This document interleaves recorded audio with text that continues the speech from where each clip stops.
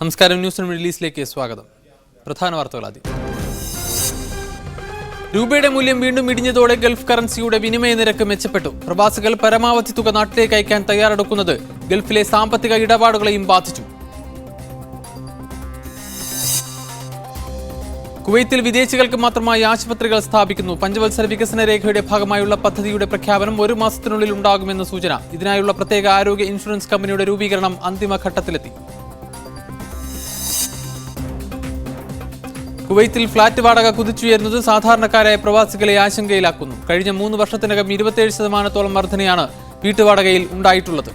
സ്വദേശികൾക്കുള്ള സർക്കാർ പാർപ്പിട പദ്ധതികൾ നടപ്പാക്കാത്തതും റിയൽ എസ്റ്റേറ്റ് രംഗത്തെ മത്സരവും വാടക വർധനവിലുള്ള പ്രധാന കാരണങ്ങളായി ചൂണ്ടിക്കാണിക്കപ്പെടുന്നു.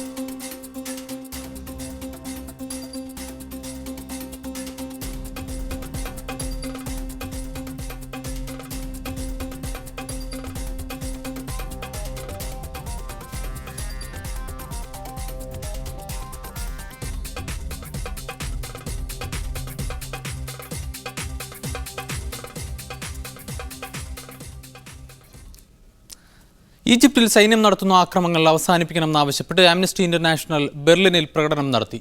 ഈജിപ്ത് ഇതിഹാസങ്ങളിലെ രാജ്ഞിയായ നഫ്രത്തിയുടെ മുഖംമൂടിയും ഗ്യാസ് മാസ്കും അണിഞ്ഞ പ്രകടനക്കാർ ഈജിപ്തിൽ സ്ത്രീകൾക്ക് നേരെയുള്ള ആക്രമണങ്ങൾ അവസാനിപ്പിക്കണമെന്നും ആവശ്യപ്പെട്ടു. ഈജിപ്ത് സൈന്യത്തിന് ആയുധം നൽകുന്നത് അവസാനിപ്പിക്കണം.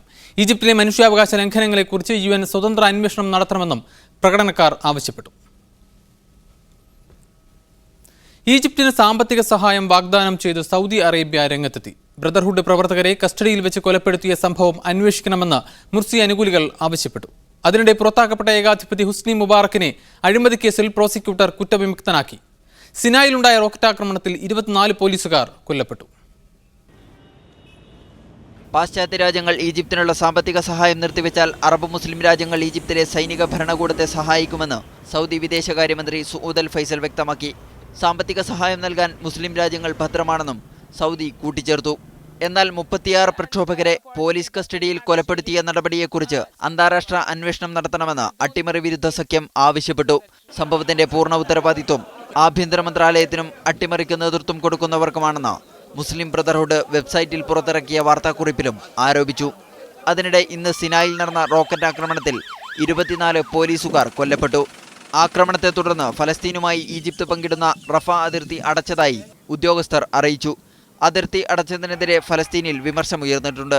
ഈജിപ്തിന്റെ സമാധാനമാണ് ഫലസ്തീന്റെ സമാധാനമെന്ന മുദ്രാവാക്യം ഉൾക്കൊള്ളുന്ന പ്ലക്കാർഡുകളുമായി ഫലസ്തീനിൽ പ്രകടനങ്ങൾ നടന്നു. അതിനിടെ പുറത്താക്കപ്പെട്ട ഈജിപ്തിലെ മുൻ ഏകാധിപതി ഹുസ്നി മുബാറക്കിനെ സർക്കാർ പ്രോസിക്യൂട്ടർ അഴിമതി കേസിൽ കുറ്റവിമുക്തനാക്കി. പ്രസിഡന്റിന്റെ കൊട്ടാരം നിർമ്മിക്കാനുള്ള പണം അപഹരിച്ചെന്ന കേസിലാണ് കുറ്റവിമുക്തനാക്കിയത്. News desk media 1. ഈജിപ്തിൽ മുസ്ലിം ബ്രദർഹുഡ് പ്രവർത്തകർക്ക് നേരെ സൈനിക ഭരണകൂടം നടത്തുന്ന അടിച്ചമർത്തൽ തുടരുന്നു. മുർസി അനുകൂലികൾ കൂട്ടമായി താമസിച്ചിരുന്ന റബ ക്യാമ്പ് സൈന്യം ഒഴിപ്പിച്ചു. പ്രവർത്തകരും സൈന്യവും തമ്മിൽ ഏറ്റുമുട്ടലും നടന്നു. സൈന്യം ആയുധം ഉപയോഗിച്ച് ക്യാമ്പ് ഒഴിപ്പിക്കുന്നതിന്റെ ദൃശ്യങ്ങൾ RRN ടെലിവിഷൻ പുറത്തുവിട്ടു. രൂക്ഷമായ പോരാട്ടമാണ് ഇരു വിഭാഗവും തമ്മിൽ സ്ഥലത്ത് നടക്കുന്നത്. അൽ ജസീറയുടെ ലേഖകനായ അബ്ദുള്ള അൽ ഷാമിയുടെയും ഫോട്ടോഗ്രാഫർ മുഹമ്മദ് ബദറിന്റെയും റിമാൻഡ് കോടതി 15 ദിവസം കൂടി നീട്ടി. അൽ ജസീറ ചാനൽ നടത്തുന്ന റിപ്പോർട്ടിംഗിൽ തന്റെ ജനത വലിയ തോതിൽ നിരാശരാണെന്ന് ഈജിപ്ത് വിവര സാങ്കേതിക വകുപ്പ് മന്ത്രി ദുരിയ ഷറഫുദ്ദീൻ പറഞ്ഞു.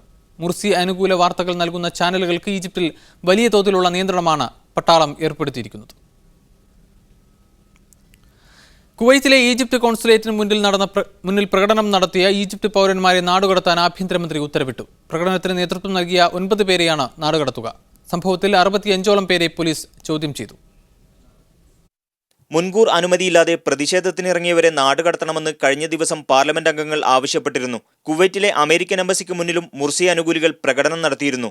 ഈ സാഹചര്യത്തിൽ വിദേശികൾ പ്രതിഷേധ റാലികൾ സംഘടിപ്പിക്കുന്നതിന് രാജ്യത്ത് വിലക്കേർപ്പെടുത്തി.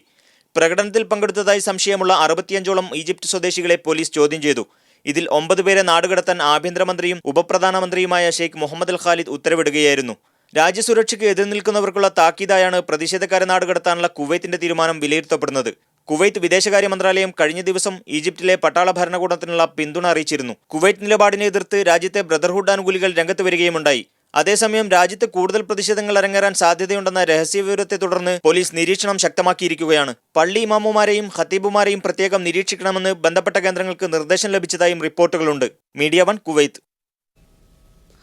ഖത്തർ അനുകൂലിക്കുന്നത് മുസ്ലിം ബ്രദർഹുഡിനെ മാത്രമല്ലെന്ന് ഖത്തർ വിദേശകാര്യമന്ത്രി ഡോക്ടർ ഖാലിദ് ബിൻ മുഹമ്മദ് അൽ അത്തിയ. ഫ്രാൻസിൽ സന്ദർശനത്തിയ മന്ത്രി മാധ്യമപ്രവർത്തകരോട് സംസാരിക്കുകയായിരുന്നു.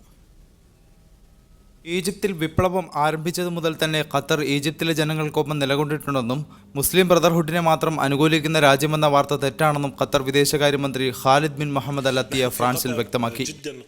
ഫ്രാൻസ് പ്രതിനിധി ലോറൻ ഫാബിയസുമായി ചേർന്ന് നടത്തിയ സംയുക്ത വാർത്താ സമ്മേളനത്തിലാണ് ഇക്കാര്യം വ്യക്തമാക്കിയത്.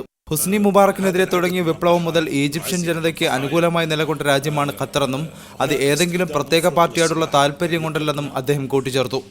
കഴിഞ്ഞ ദിവസം ജർമ്മനിയിൽ വെച്ച് നടത്തിയ വാർത്താ സമ്മേളനത്തിലും ആഭ്യന്തരമന്ത്രി ഈജിപ്തിലെ പട്ടാള നടപടിയെക്കുറിച്ച് രൂക്ഷ വിമർശനം ഉന്നയിച്ചിരുന്നു.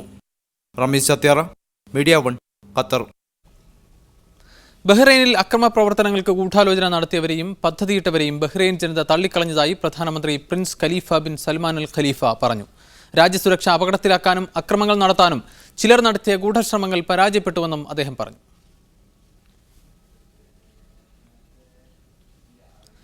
തൊഴിലാളികളുടെ ശമ്പളം ഉൾപ്പെടെയുള്ള അവകാശങ്ങൾ കൃത്യസമയത്തും കരാർ അനുസരിച്ചും നൽകുന്നുണ്ടെന്ന് ഉറപ്പുവരുത്തിക്കൊണ്ടുള്ള വേതന സംരക്ഷണ നിയമം സെപ്റ്റംബർ 6 മുതൽ നടപ്പിലാക്കാൻ സൗദി തൊഴിൽ മന്ത്രാലയം തീരുമാനിച്ചു.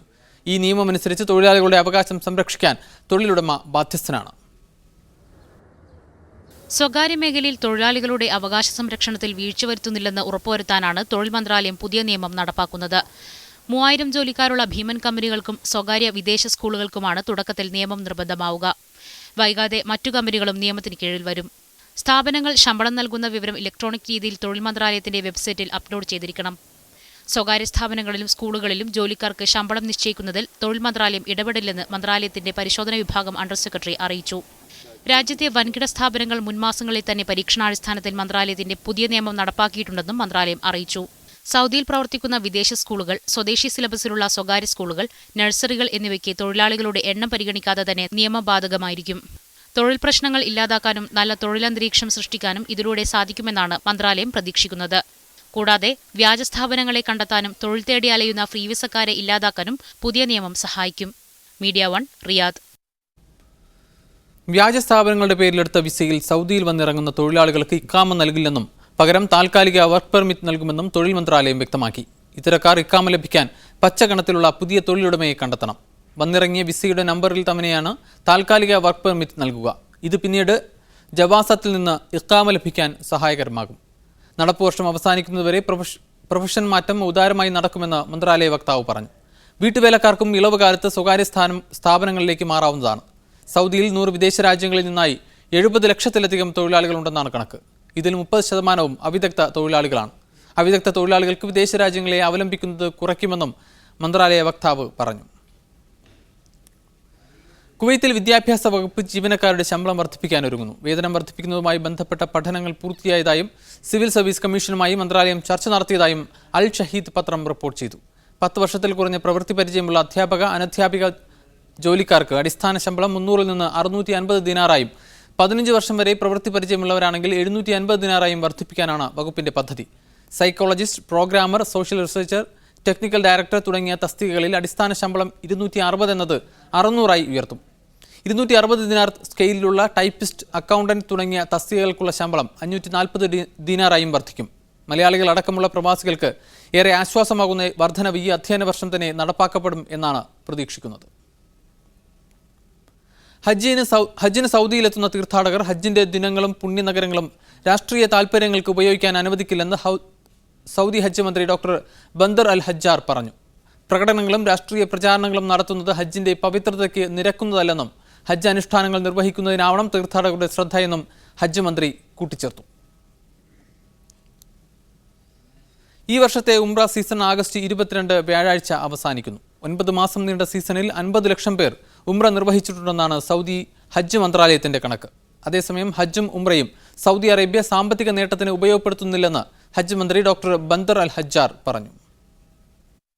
അടുത്ത ദിവസം മുതൽ ഹജ്ജിനുള്ള മുന്നൊരുക്കങ്ങൾ ആരംഭിക്കുന്നതിനാലാണ് മുൻവർഷങ്ങളെപ്പോലെ ഷവ്വാൽ 15-ന് ഉംറ തീർത്ഥാടകരെ തിരിച്ചയച്ച് സീസൺ അവസാനിപ്പിക്കുന്നത്. മക്ക ഹറം വികസന പ്രവർത്തനങ്ങൾ നടക്കുന്നതിനാൽ ഈ വർഷം ഹജ്ജിനെത്തുന്ന സ്വദേശ വിദേശ തീർത്ഥാടകരുടെ എണ്ണത്തിലും നിയന്ത്രണം ഏർപ്പെടുത്തുന്നുണ്ട്. ഹജ്ജിന് ശേഷമാണ് 1435 ഹിജ്റ വർഷത്തെ ഉംറ സീസൺ ആരംഭിക്കുക. സൗദിയിൽ അവശേഷിക്കുന്ന 70,000 വരുന്ന ഉംറ തീർത്ഥാടകർ ഓഗസ്റ്റ് 22-നുള്ളിൽ സ്വദേശത്തേക്ക് തിരിക്കും. ഇലക്ട്രോണിക് സംവിധാനമനുസരിച്ച് തീർത്ഥാടകരുടെ യാത്ര നിരീക്ഷിക്കുന്നതിനാൽ ഉംറക്കാർ സൗദിയിൽ അനധികൃതമായി തങ്ങി നിൽക്കുന്ന പ്രവണത കുറയ്ക്കാനായിട്ടുണ്ടെന്നും ഹജ്ജ് കാര്യ മന്ത്രാലയം വ്യക്തമാക്കി. Media 1 Riyadh. സൗദിയിലുള്ള ഇറാഖി പൗരന്മാർക്ക് ഇനി കുവൈത്ത് വഴി സ്വദേശത്തേക്ക് യാത്ര ചെയ്യാം. രാജ്യത്തെ അതിർത്തി ചെക്ക് പോയിന്റുകളിൽ കുവൈത്ത് ആഭ്യന്തര വകുപ്പ് ഇത് സംബന്ധിച്ച നിർദ്ദേശം നൽകി. സൗദി റെസിഡൻസ് വിസയുള്ള ഇറാഖികൾക്ക് കുവൈത്ത് വഴി യാത്ര ചെയ്യാൻ എല്ലാവിധ സൗകര്യങ്ങളും ഒരുക്കണമെന്നാണ് നിർദ്ദേശം. ഇതിനായി 48 മണിക്കൂർ ട്രാൻസിറ്റ് വിസ അനുവദിക്കുമെന്നും മന്ത്രാലയത്തിന്റെ അറിയിപ്പിൽ പറയുന്നു.